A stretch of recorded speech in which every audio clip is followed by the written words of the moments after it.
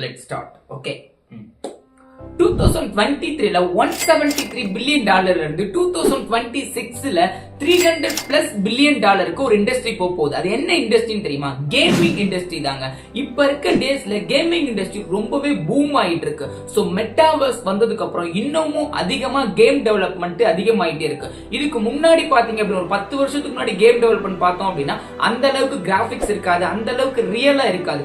இப்போ பார்க்கும்போது ரொம்ப கிராபிக்ஸ் ஆகும், ரொம்ப கிரியேட்டிவ் ஆகும், ரியல் ஹியூமனையே கிரியேட் பண்ணி அது நம்ம என்ன கேமா வேணா இருக்கலாம், ஃபுட்பால், கிரிக்கெட் அண்ட் நம்ம வீடியோ கேம்ஸ் விளையாடுறது எல்லா இண்டஸ்ட்ரியுமே ரொம்பவே பூம் ஆயிட்டு இருக்கு. இதுக்கு காரணம் கிராபிக்ஸ் அண்ட் தென் பீப்புளோட இன்ட்ரெஸ்ட்.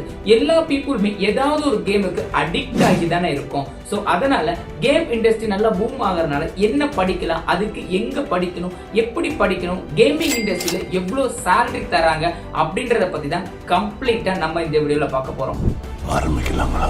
அதுக்கு முன்னாடி நான் புவனேஷ். நம்ம சேனலுக்கு புதுசா வரீங்க அப்படின்னா நம்ம சேனலை மறக்காம சப்ஸ்கிரைப் பண்ணிக்கோங்க. அண்ட் தென் வீடியோவை கடைசி வரைக்கும் பாருங்க. அப்பதான் ஃப்ரீ ரிசோர்சஸ்லாம் என்ன இருக்கு, கேம் டெவலப்மெண்ட்லாம் என்ன மாதிரி போயிட்டு இருக்கு அப்படின்றது உங்களுக்கு தெரிய வரும். Let's get into the video guys.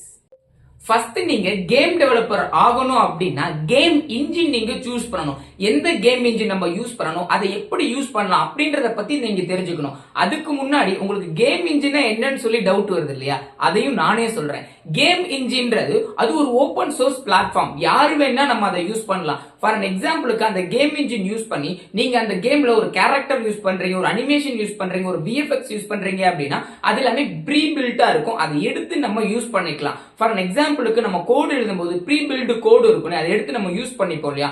Same concept தான் இங்கேயும் அப்ளிகபிள் ஆகுது. சோ அதனால நம்ம ப்ரீ பில்டான கோடை எடுத்து நம்ம இங்க யூட்டிலைஸ் பண்ணிக்கலாம். அதுதான் வந்துட்டு game engine. So game engine நிறைய இருக்கு. பட் இப்போ பூம்ல இருக்கக்கூடியது யூனிட்டியும் அன்ரியல் இன்ஜினும் தான். அண்ட் தென் கோடாட்னு ஒரு கேம் இன்ஜின் இருக்கு, அதுவுமே பெட்டரா இருக்கும். பட் என்னோட சஜஷன் யூனிட்டியும் அன்ரியல் இன்ஜினும் இந்த ஓபன் சோர்ஸ் பிளாட்ஃபார்மோட லிங்க்கும் நான் டிஸ்கிரிப்ஷன்ல ப்ரொவைட் பண்றேன், அதையுமே செக் பண்ணி பாருங்க. இந்த கேம் இன்ஜின் சூஸ் பண்ணி உங்களுக்கு லைக் நீங்க என்ன மாதிரி வேணா கேம் வந்து டெவலப் பண்ண ஸ்டார்ட் பண்ணலாம். சோ அதுக்கு அப்புறம் கேம் இன்ஜின் சூஸ் பண்ணியாச்சுப்பா, அடுத்து நான் என்ன பண்ணணும் அப்படின்னு சொல்லி கேட்டீங்க அப்படின்னா நம்ம ப்ரோக்ராமிங் லாங்குவேஜ் தான் சூஸ் பண்ணணும். சோ நீங்க அன்ரியல் இன்ஜின் யூஸ் பண்றீங்க அப்படின்னா C++ ப்ரோக்ராமிங் நீங்க சூஸ் பண்ணலாம். நீங்க யூனிட்டி நீங்க சூஸ் பண்றீங்க அப்படின்னா C# ப்ரோக்ராமிங் லாங்குவேஜ் சூஸ் பண்ணலாம். இந்த ரெண்டு ப்ரோக்ராமிங் லாங்குவேஜ்லயுமே நீங்க பேசிக்ஸ் ஃபுல்லா கம்ப்ளீட் பண்ற மாதிரி இருக்கும். வேரியபிள்ஸ்னா என்ன, லூப்ஸ்னா என்ன, ஸ்டேட்மெண்ட்ஸ்னா என்ன, கண்டிஷனல் ஸ்டேட்மெண்ட்ஸ்னா என்ன, சோ இந்த மாதிரி இதெல்லாம் நீங்க படிக்கிற மாதிரி இருக்கும். இத படிச்சிட்டு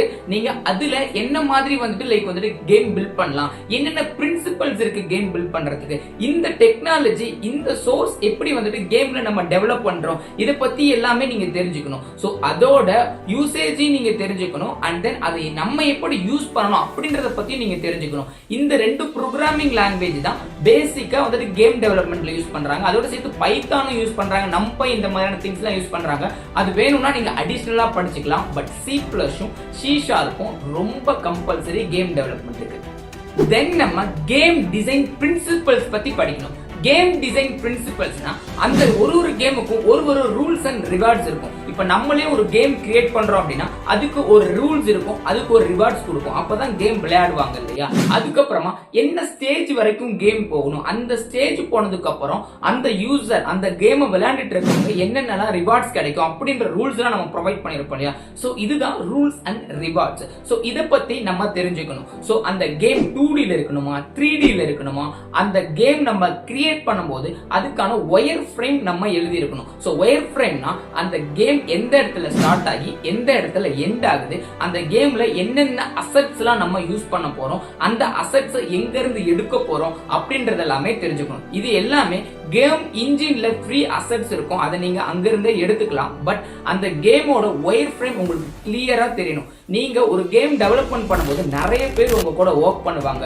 ஒரு கேம்னா அது ஸ்டோரி போர்டு மாதிரி இருக்கணும், அந்த கேம் வந்துட்டு ஒரு கதையை சொல்ற மாதிரி இருக்கணும். அதுக்கு நிறைய கேம்ஸ் இருக்கு. சோ அது ரொம்ப கிரியேட்டிவாவும் அதை யூஸ் பண்ற பீப்புளுக்கு இதை திருப்பி யூஸ் பண்ற மாதிரியான திங்ஸ் நம்ம கொடுக்க போறோம். சோ அதுக்கு தான் அந்த ஒயர் ஃப்ரேம். சோ அந்த ஒயர் ஃப்ரேம் உங்களுக்கு ரெடி பண்ண தெரியணும். அந்த ஒயர் ஃப்ரேம்ல என்ன என்னென்னலாம் வரும் அப்படின்றது உங்களுக்கு தெரியணும். அதுதான் கேமோட பேசிக் டிசைன்ஸ் பிரின்சிபல். மோஸ்ட்லி இந்த டிசைன்ஸ் பிரின்சிபல் ரிவார்ட்ஸோடையும் அண்ட் தென் ரூல்ஸோடையும் தான் இருக்கும். இந்த ரிவார்ட்ஸ் அண்ட் ரூல்ஸ் ஒரு கேமுக்கு எப்படி இருக்க போது நீங்க ஃபிக்ஸ் பண்ணிட்டீங்க அப்படின்னா அந்த கேம் வந்துட்டு டெவலப் பண்றதுக்கு ரெடி ஆயிடும். ஸோ அடுத்து டெவலப் பண்ண போகும்போது நமக்கு அதுக்கு முன்னாடி ஒரு சில திங்ஸ் எல்லாம் தெரிஞ்சிருக்கணும். அதுதான் பிசிக்ஸ் அண்ட் மேத்தமேட்டிக்ஸ்.